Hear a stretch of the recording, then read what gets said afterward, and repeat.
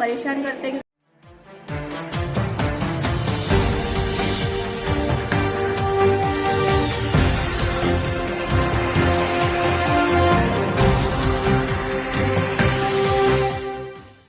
आप देख रहे हैं जागरूक समाचार। हमारा मकसद है सच को सामने लाना, ताकि समाज को बेहतर बनाने का संघर्ष तेज कर सके, अपनी भूमिका निभा सके। नमस्कार, जोहार, सलाम। मैं हूं अमित और आप देख रहे हैं जागरूक समाचार। सबसे पहले बात करते हैं देश दुनिया की। दुनिया में डिजिटल करेंसी का मामला तेजी से रसातल की ओर जा रहा है। वहीं एलन मस्क ट्विटर को संभालने के लिए सभी तरह के जोड़ तोड़ में लगा हुआ है। हमारे देश में हिमाचल प्रदेश के चुनाव हो गए हैं और वोट अब ईवीएम में बंद पड़े हैं।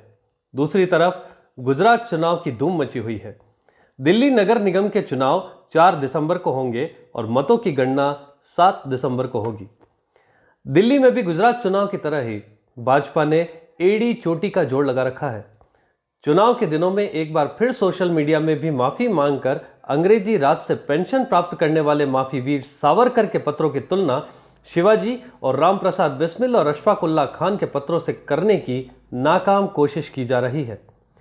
इसी तरह की चर्चाओं से फिर यह साबित होता जा रहा है कि दलगत राजनीतिक पार्टियां और उनके कठपुतले महंगाई, बेरोजगारी, शिक्षा, स्वास्थ्य तथा लोकतांत्रिक कल्याणकारी मुद्दों से जनता का ध्यान भटकाना चाहते हैं। अब चुनावी राजनीति में भी जन समस्याओं और मुद्दों पर कोई बात नहीं होती, बल्कि जैसे तैसे चुनाव जीतने और सत्ता की मलाई खाने की होड़ लगी हुई है। यही हाल प्रांतीय पार्टियों के भी है, छुटभइये नेताओं के भी है। अब हम हमारे क्षेत्र की बात करते हैं। हमारे देश में बेटी बचाओ बेटी पढ़ाओ का नारा जोर शोर से उछाला जाता रहा है, पर आए दिन की खबरों में ये साफ है कि बेटियों और महिलाओं की हालत अधिक बदतर होती जा रही है। आज हम ऐसे कॉलेज की बात करेंगे जहां पर 748 लड़कियों का नामांकन हुआ है, परंतु वहां पर आवश्यक प्राध्यापक नहीं है, कोई खेल का मैदान नहीं है। उस महाविद्यालय में कोई लैब नहीं है। लाइब्रेरी के नाम पर एक कमरे में कुछ किताबें रखी है, जहां बैठकर पढ़ने की कोई जगह नहीं है। होम साइंस की कक्षा के पीछे की थोड़ी सी जगह में प्रयोग के लिए एक काम चलाऊ रसोई तथा नाम की डाइनिंग टेबल आदि रखे हुए हैं। विज्ञान की कक्षा के पीछे ही लैब का सामान पड़ा हुआ है।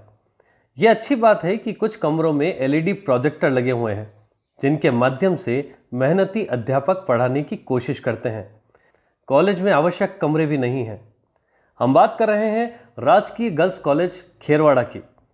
ये कॉलेज कस्बे से 3 किलोमीटर दूर है तथा आने जाने के लिए कोई सार्वजनिक परिवहन या यातायात की सुविधा नहीं है। इससे लड़कियों को पैदल ही कॉलेज पहुंचना पड़ता है। एकांत की वजह से मनचलों से भी परेशान होती है और बरसात के दिनों में नदी पार कर कॉलेज जाना असंभव हो जाता है। सुनिए। गाड़ियों की सुविधा नहीं है, हमको वहाँ से यहाँ आते समय बहुत दिक्कत होती है और क्लास के अटेंड करते हैं, कोई सुविधा नहीं है तो टाइम हो जाता है। और रास्ते में आते तो लड़के भी बहुत परेशान करते हैं क्योंकि आउट एरिया हो जाता है। तो और पुल है वहाँ पे ना, जब बारिश का टाइम होता है तो वहाँ पे पानी बहुत जाता है, तो उसकी वजह से कॉलेज नहीं आ पाते हैं। नदी आ जाती है, इसके बाद तो आ ही नहीं पाते हैं, लड़के ज़्यादा परेशान करते हैं। महाविद्यालय में कुल 4 ही कक्षा कक्ष उपलब्ध है। ऐसे में लड़कियों को बरामदे और नवनिर्मित हो रहे कक्षा कक्ष में बिठाकर पढ़ाई की व्यवस्था की गई है। महाविद्यालय के विद्यार्थियों के लिए खाली पीरियड के समय में बैठने के लिए ना कोई गार्डन है, ना कोई कॉमन रूम। ऐसे में इधर उधर बैठने के लिए मजबूर है। पेयजल के लिए केवल एक ट्यूबवेल है जो केवल आधा घंटा चलता है। संगीत और हिंदी जैसे विषय के प्राध्यापक नहीं है। 6 लैब इंचार्ज की जगह केवल 1 लैब असिस्टेंट है। जब वाचनालय या पुस्तकालय ही नहीं है तो लाइब्रेरियन होने का तो सवाल ही नहीं उठता है। गेम्स टीचर या फिजिकल इंस्ट्रक्टर भी नहीं है। संगीत और हिंदी के प्राध्यापक लंबे समय से नहीं है। जो हमारे सब्जेक्ट है तो हिंदी लिटरेचर वाला सर नहीं, वो पता है, बाकी नहीं पता है। वाइस प्रिंसिपल का पद रिक्त है तथा उनके कार्यालय को ही फिलहाल स्टाफ रूम की तरह प्रयोग में लिया जा रहा है। इस बारे में प्राचार्य महोदय से बात की और उन्होंने बताया, सुनिए। मुझे सर 6 तो लैब चाहिए और 13 क्लासरूम चाहिए, तो 19 तो मुझे ये चाहिए, और plus office, administrative block, library, sports room, girls common room, staff room, ladies staff room, इस तरह से मुझे लगभग 30 कमरों की आवश्यकता है जी। और इस वक्त कितने उपलब्ध है? 11 उपलब्ध हैं। और 11 में से क्लासरूम्स कितने हैं? क्लासरूम 4 ओके, 5 तो आप वो बता रहे हैं जो अभी आने वाले हैं, जिनका काम चल रहा है एट प्रेजेंट जी, और वर्क इन प्रोसेस में है वो। ओके। और स्टाफ की? स्टाफ में सर अभी साइंस में हमारे एक फिजिक्स में टीचर नहीं है, 3 परमानेंट फैकल्टी है, बॉटनी, जूलॉजी, केमिस्ट्री।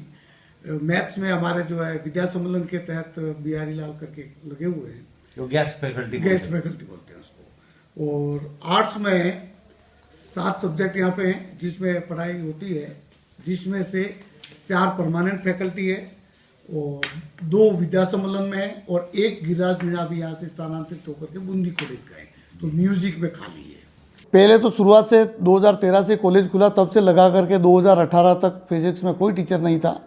फिर न्यू पोस्टिंग हुई थी 2018 वाली, जिसमें हरिकिशन मीना ने यहाँ पे ज्वाइन किया 6 सितंबर 2018 को, और 17 सितंबर 2021 को इनका यहाँ से बूंदी स्थानांतरण होने के कारण वो कार्यमुक्त हो गए। 6 लैब हैं, केवल 1 लैब असिस्टेंट कार्यरत है और एक भी लैब हमारे पास फिजिकल रूप से यहाँ पे अवेलेबल नहीं है और हम बिल्कुल अभावों में इस कार्य को संपन्न करा रहे हैं। साइंस हम प्रोजेक्टर हमने लगा रखे हैं और उसमें लैब का जो है, हमारे जो तीनों असिस्टेंट प्रोफेसर हैं वो गूगल से इसको सर्च करके और उस प्रैक्टिकल को प्रोजेक्टर के द्वारा बच्चों को समझाते हैं और इस तरह से हम हमारा जो दी बेस्ट है वो करने का प्रयास कर रहे हैं। और तीनों साइंस की क्लास में हमने प्रोजेक्टर लगा रखे हैं। पीने के पानी में यहाँ पे हमारे पहले एक बोर कराया था जो फेल हो गया, दूसरा बोर कराया, तो गर्मियों में तो 5 से 6 मिनट तक की मोटर चलती है और अभी इन दिनों आधे घंटे हमारी जो मोटर चल रही है, लेकिन जैसे जैसे जनवरी फरवरी का महीना आता है तो पीने के पानी की समस्या शुरू हो जाती है।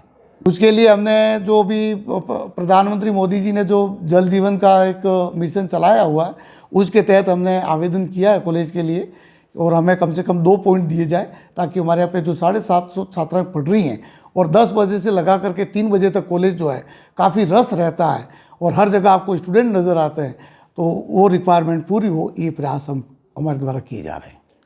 केएम्स में सर जब से कॉलेज खुला तब से पीटीआई की पोस्टिंग यहाँ नहीं हुई है और पहले 2018 के पहले स्टाफ में भी 3 लोग ही थे मात्र, और ना हमारे पास खेल मैदान है, न वॉलीबॉल का ग्राउंड है, न फुटबॉल का ग्राउंड है, न हॉकी का, न क्रिकेट का मैदान नहीं है सर। नहीं, कानून नीचे पड़ी अगर उसमें समतल करा करके और गवर्नमेंट अगर बजट अलॉट कराए, वैसे हमने अभी बजट में डिमांड भी रखी है, जी जी 20 लाख रुपए की डिमांड रखी है, अगर वो मिल जाता है तो बच्चों के लिए काफ़ी सुखदायक हो जाएगा और ये इनका सर्वांगीण विकास में खेल मैदान होने से इसका अहम भूमिका रहेगी। Right sir, thank you.